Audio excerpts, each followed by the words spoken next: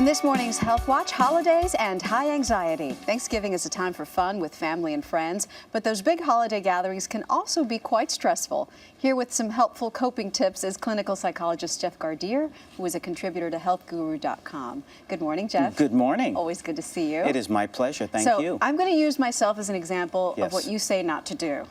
I am working tomorrow, then cooking the full meal by myself. Am I setting myself up for a meltdown?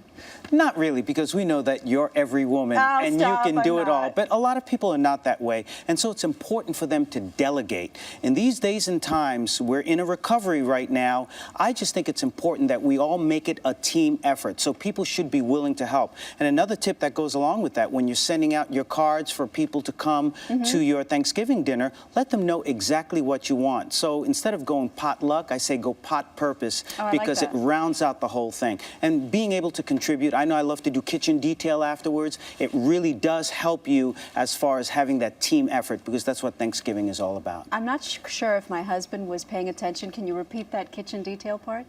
Oh, yes. Clean those dishes afterwards, please. It's so important because it makes it a healthier and more fun time for Maggie. Please. Yes, thank you. Now, let's get to tips that can help everybody else, not just me.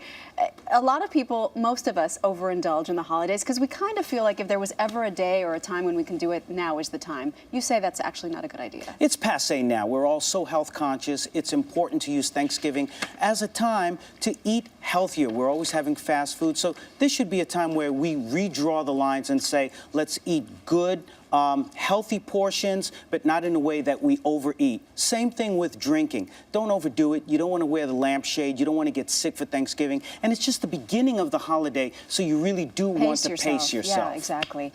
A big issue in the holidays is the family tensions, and how do you ease that? One way you say is manage the table. If you're hosting Thanksgiving dinner, actually arrange a seating chart. Is that what you recommend? Well, I would say, yeah, you can do an informal seating chart where some of the relatives who have issues with one another, you can kind of space them out, put buffers in between them. But as part of managing that table, also try to set the tone of conversation. You don't want it to be too negative around political things and so on, people crying on each other's shoulders about the economy. It's important to keep it positive. That's what Thanksgiving is all about. Steer the conversation in the right direction. That's right, positivity. I like that. Yeah. Something that can be tricky over the holidays, the kids sometimes, parents inadvertently put pressure on kids because if they're divorced, the kids might feel, well, who do I go to, mom or dad? How do we alleviate that? I think as much as you can in advance, even for today, set a shift. I speak to a lot of people who are divorced, 50% divorce rate. They do a 12 to 4 on Thanksgiving, 4 to 8. You could split them up in that way, so this way the kids are not confused and everyone has a good time. Or do Thanksgiving dinner Wednesday night, Friday afternoon.